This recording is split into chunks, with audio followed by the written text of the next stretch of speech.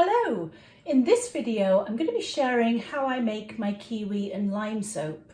Now we're using the cold process method. If you haven't made cold process soap before, I do suggest that you check out some videos or even a book to learn those skills before diving in. Now we're using some really simple ingredients, so they are things that you're going to be able to get hold of really easily wherever you live. But the kiwi is the key to this one. And I love using kiwi in lots of different things, especially because it's loaded with vitamin C.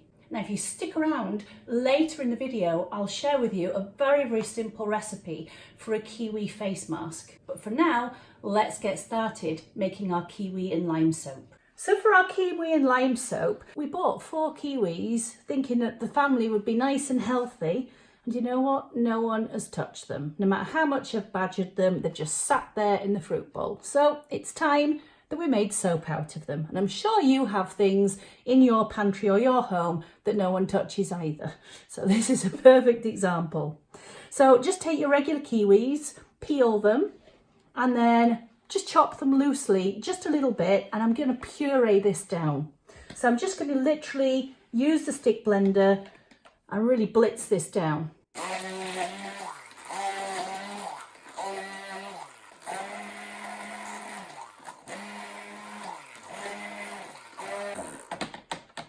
Oh, it's funny, I actually didn't realise how much kiwis smell.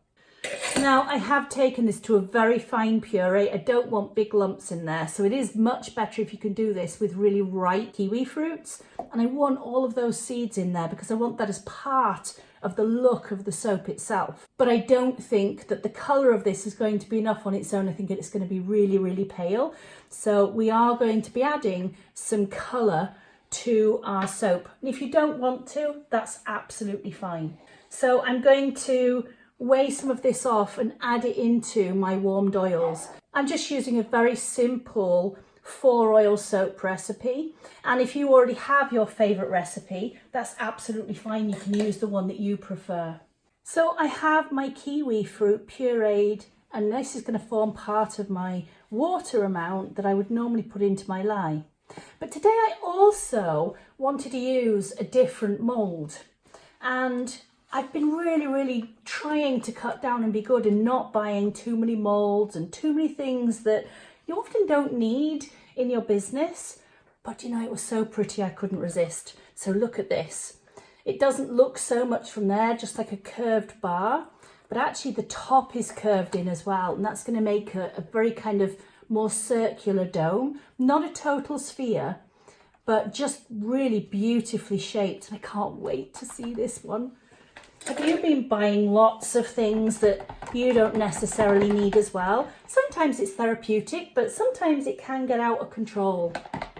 So it is something to consider.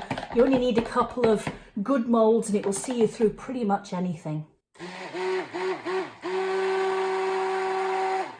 So I just literally blitzed my oils and my kiwi puree together. And now I'm going to add in my lye solution. And of course that's much reduced because we've got all of that puree in there. I love the colour of this. I know it's not going to stay that colour. So I'm going to add in some mica as well. In fact, you know what would be really nice? I think I'm going to do it with this one with you. I'm going to do some of these without any colour, and then we'll add colour into the other half, and then you can see the difference between the two.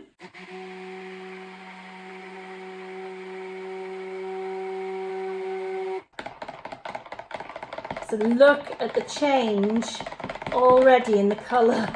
It's not going to give me anything like the green that I wanted, is it?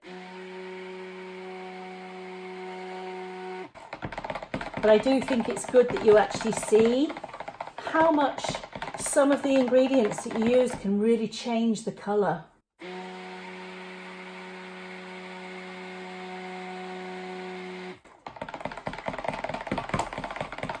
Okay, so I'm going to stop. I'm going to pour a couple of these off just because I really want you to be able to see the difference in colour. And then we'll add the colour to the other ones because I know that they're not going to come out the colour I intended at all. So into the mix now, I am going to add some lime essential oil. Now, depending on where you live, will depend on how much you will want to add. Lime is a skin irritant, so don't overdo it on the lime. I'm going to put some white mica in. You could use titanium dioxide as well. And then I've got a beautiful, vibrant mica. This particular one is called Springtime, and it's from Happy Olive. But you can use whatever kind of colourant you prefer, or what's available in your area.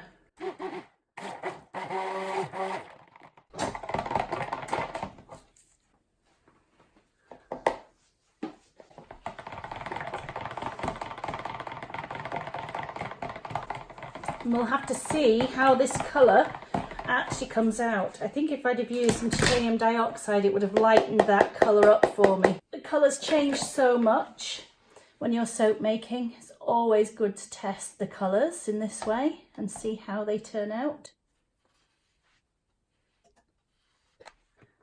These particular moulds have a kind of inner rim to them, and it's this inner rim which gives the lovely kind of curl or shaping to the underside. So have you been buying more soap moulds or soap equipment recently? I always love hearing what everybody's been buying. I've actually purchased a couple of new things recently. I needed a new hot plate, so I'm testing out a different type of hot plate. It's an infrared hot plate with a ceramic top, and I really do like them, but I've not used this brand or style before, and it actually comes with a hot plate on top of it. So I'm going to try that one out, and I will maybe actually pop that on one of the videos so that you can actually see it, because it's a little bit different to some of the other styles that I've used. So I'm going to cover these over and leave them for 24 hours and come back and see how they've firmed up. These are not going to go into a gel. I'm not going to pop them in the oven or do anything fancy to them. I'm just going to literally cover them and leave them. And I'll see you in a blink. So stay with us, because we'll be popping these out in just a few moments your time.